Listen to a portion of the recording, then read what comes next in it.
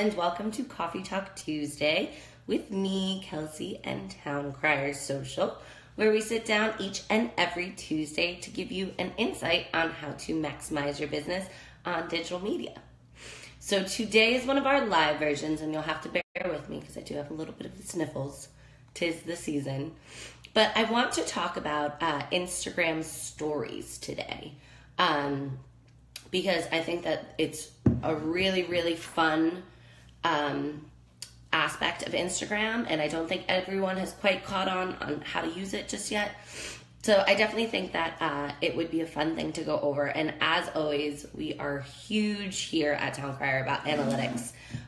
Really, really big for us. So I'm going to go over some ways on how to use your analytics to figure out what stories work best for your audience, as well as which ones should go into that cool new highlight feature. So I'm going to give it a few minutes. When you guys pop in, please make sure to say hi. Make sure you all have your coffee. Can't survive the day without coffee. Okay, so to get up and running on Instagram stories, it's super easy to do. And if you haven't joined our private Facebook group yet, which is Town Crier Social Media Marketing Group, definitely go on and join that if you don't know how to set up a Facebook story, because I'm actually going to put a little tutorial clip within that group on how to best use Instagram stories and also how to create a really fun Instagram story. So, getting started with Instagram stories, the two main things that you're really going to want to focus on are reach and impressions. Now, the difference between reach and impressions, reach is how many people that your story is getting in front of. Impressions is how many times it was watched. Now, you could say, well, why would those numbers differ? Well, sometimes people will go back and watch a story, or they'll begin to watch a story and just click through it and not want to actually see the content that you've created because they're not interested, they don't have time, whatever it may be.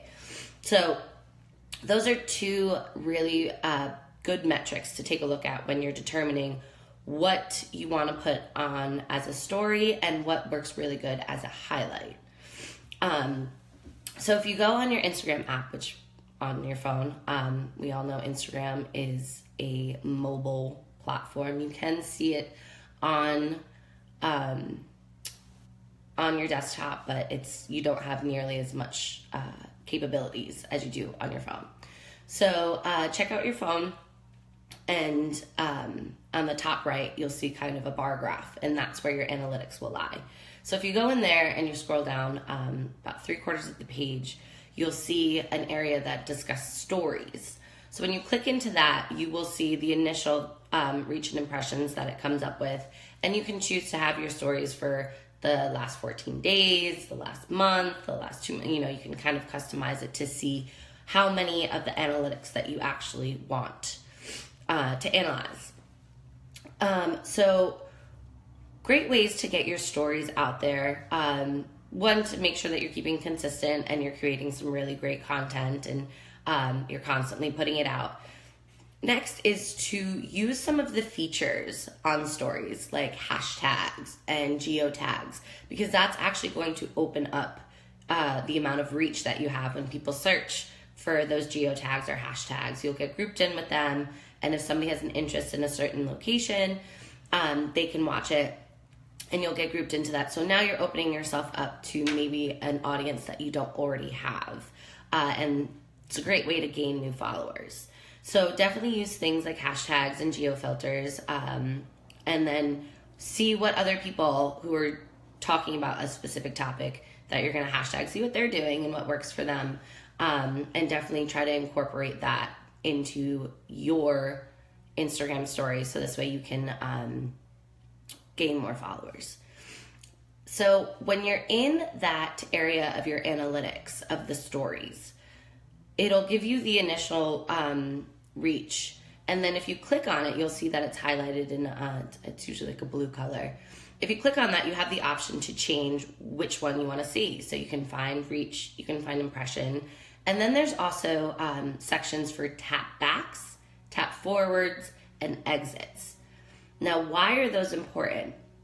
Well, if someone's watching your story and they tap forward, that means that they're skipping the content that you're creating. So maybe they're just in a rush and they want to buzz through it, or maybe they're just not really interested. So it's definitely really important to take a look at what people are tapping through. So this way you can have an idea of what your audience is interested in and what they're not interested in. If I talk about cats in one video and I talk about dogs in the next video, and there's a bunch of skip through on the dogs, and I know that people don't want to hear about dogs.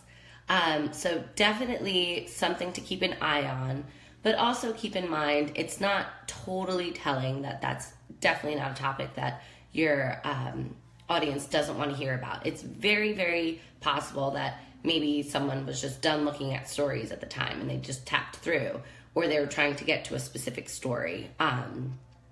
So it's definitely something that you want to keep in mind and take note of, but it's not, 100% telling that they definitely don't want to hear about that.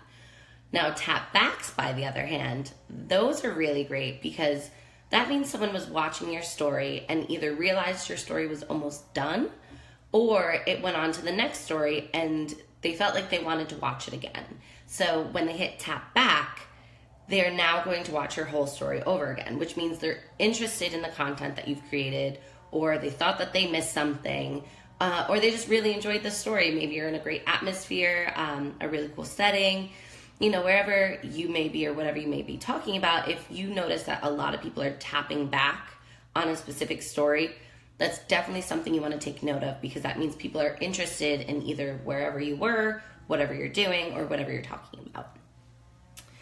So definitely something you want to keep in mind.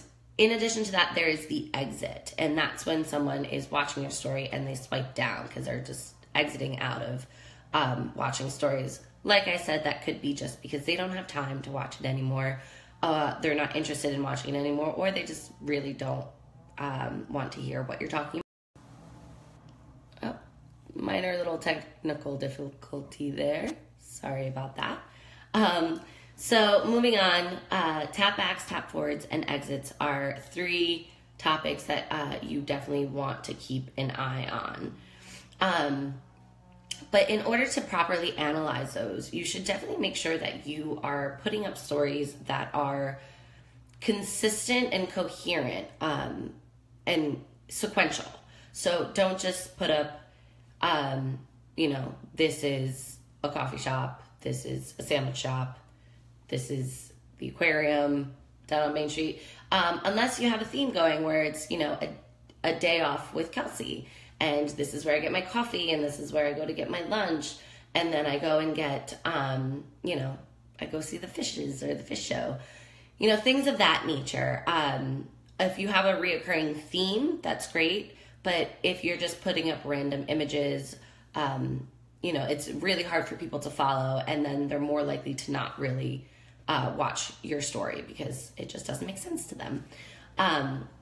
So make sure that you're putting up your story in a sequential, coherent, unilateral order, so people can kind of follow along with what you're doing. And then that's when the tap back, tap forwards, and exits really, really shine through on a great performance indicator. So KPIs, key performance indicator, that's what I was getting at. And then finally, if you put a link in your stories, that definitely helps to follow the customer journey. We all want to figure out what's going on with our audience, and when it's going on, how it's going on, what's deterring them, what's pulling them in. So really, really great if you can feature a link on your stories, and then you'll probably have to hook that up to Google Analytics or anything else that you have.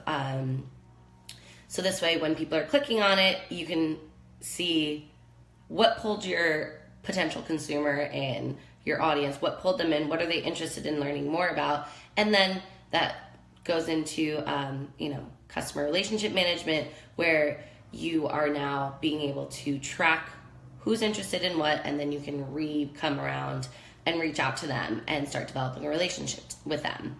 All right, well, that's it for Instagram stories.